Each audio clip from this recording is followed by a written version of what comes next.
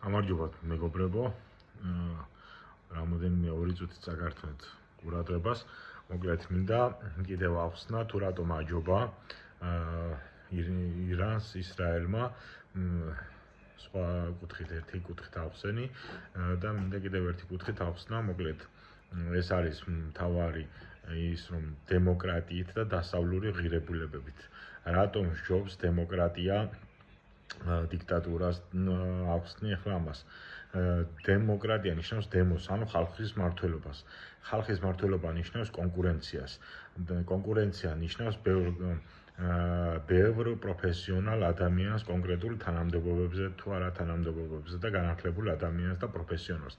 აქედან გამომდინარე, როდესაც კონკრეტულ თანამდებობებზე, საპასუხებლო თანამდებობებზე არის პროფესიონალი ადამიანები, წინასწარ ხვდებიან საფრთხეს, აანალიზებენ და შესაბამისად პროვენცია ხდება ამ ყველაფრის და ადვილად ხდება პრობლემების მოგვარება. ხოლო დიქტატურა ნიშნავს ერთ ადამიანზე ან რამოდენიმე ადამიანის ჯგუფზე დამყარებულ მმართველობას, რომელიც არის შიშზე და ძალადობაზე დამყარებული და შესაბამისად ქვემდგომი ვეღარ ფიქრობს და ეშინია რომ დააფიქსიროს ზემდგომის მიმართ რაიმე პრობლემური ან ისეთი საკითხი. აქედან გამომდინარე პრობლემა უფრო დიდდება და შესაბამისად ხდება ის, რაც ირანს დაემართა და ყველა დიქტატორულ ქვეყანას ემართება და დამართნია. ასე თუ იმას იტყვით, რომ ბევრ შემთხვევაში დიქტატორების მიერ შედეგები დამდგარა, მაგალითად ალექსანდრე მაკედონელმა მთელი დედამიწა დაიპყრო, იგივე ექნა ჩინგისხანმა და შემდგომ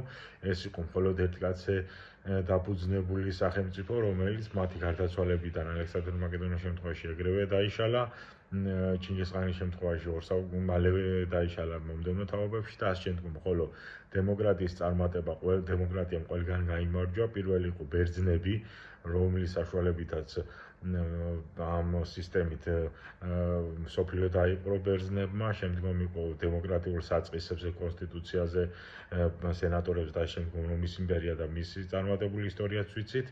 შემდგომ არის ახლა ამერიკა, რომელიც 2 საუკუნეში სახელმწიფო გახდა და დასავლეთი ევროპა. ამიტომ გვინდა ჩვენც ვიყოთ ამ დასავლეთ ევროპის ნაწილი და არა დიქტატორული რუსული და ჩამყაყებული მხარეს. მოკლედ გამოიწერეთ იდეატივი, აბა თქვენც კარგად ბრძანდებოდეთ.